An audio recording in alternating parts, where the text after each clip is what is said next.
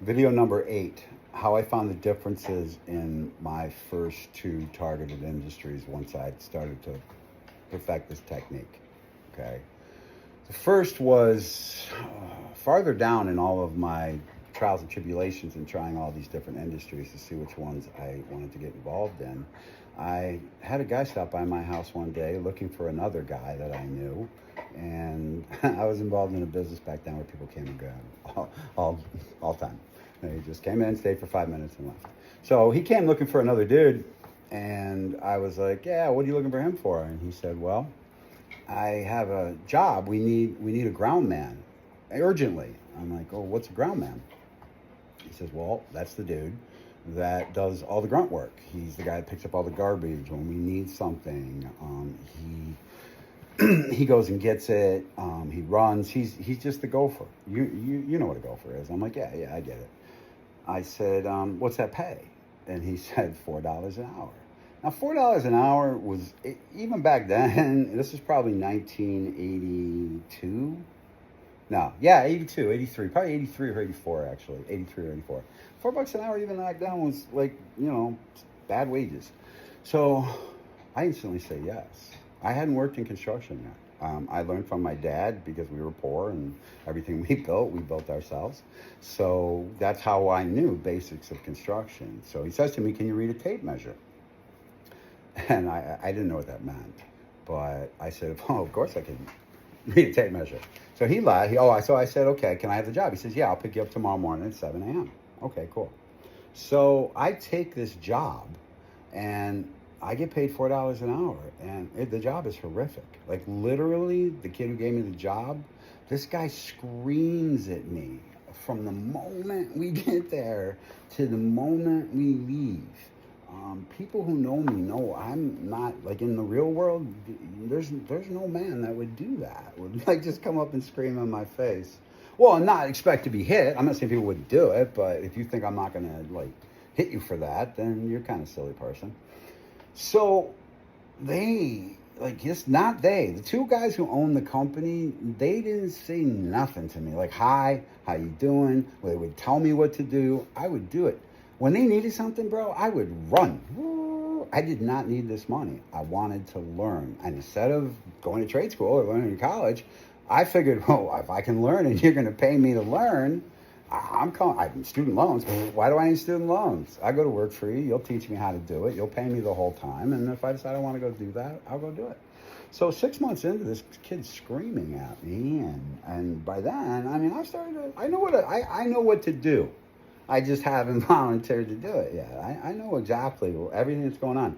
You have to remember, the manual labor, like, there's no rocket science to it. It's zero. There's zero rocket science. There's math, just like money or just like anything else. There's a lot of math.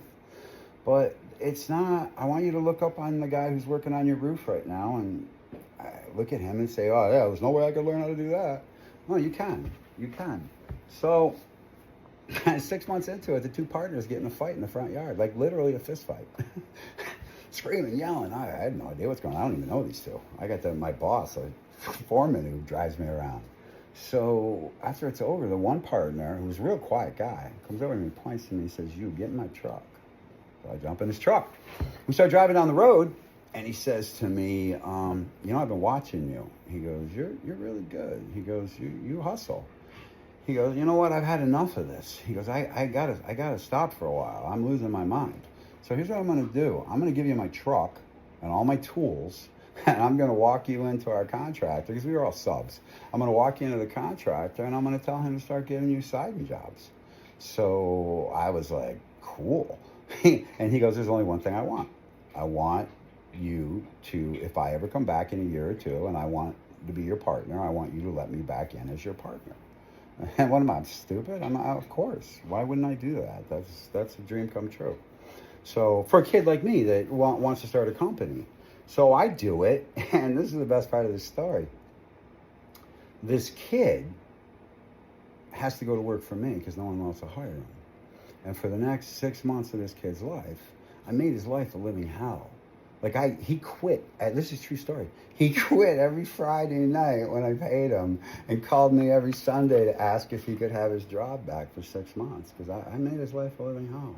But I built it into a very successful construction company. It took me about 12 years, 14 years, but it was pretty good, pretty decent when I decided to get out.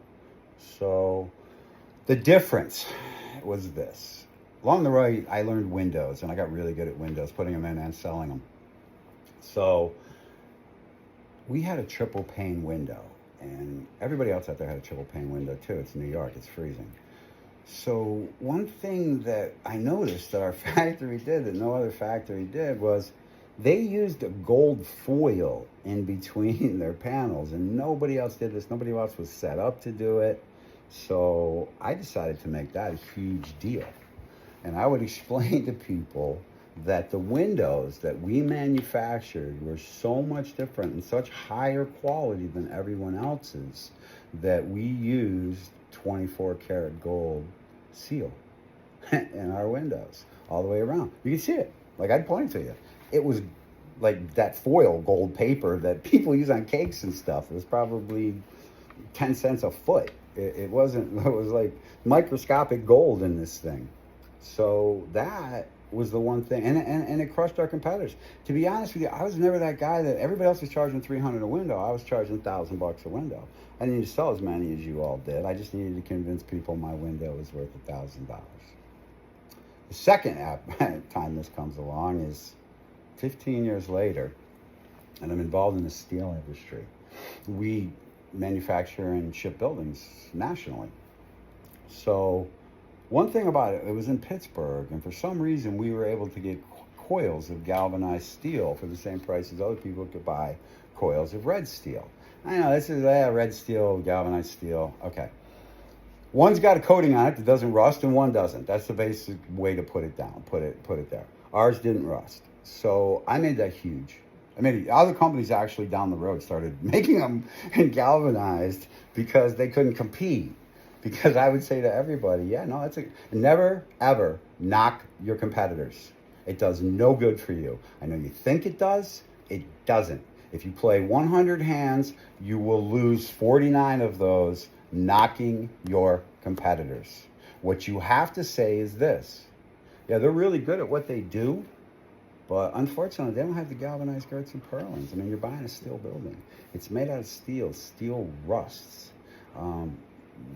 Wouldn't you want galvanized so that if you're going to spend, $25,000 on this building, it lasts forever? What are you going to say? No. And it's just, it's basically real close. I could actually pump mine up a few grand more than you because I sold the galvanized as a big deal. Now, here's the thing about galvanized. It's on the inside of the building. It's not wet in there. It's not wet. I mean, yeah, there's some moisture, but it's not wet. Nothing's ever going to rust out.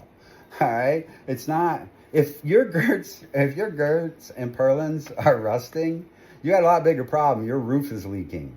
So there's two examples of ways that I found to make my product, service, whatever, different, and my competitors couldn't match that. Peace.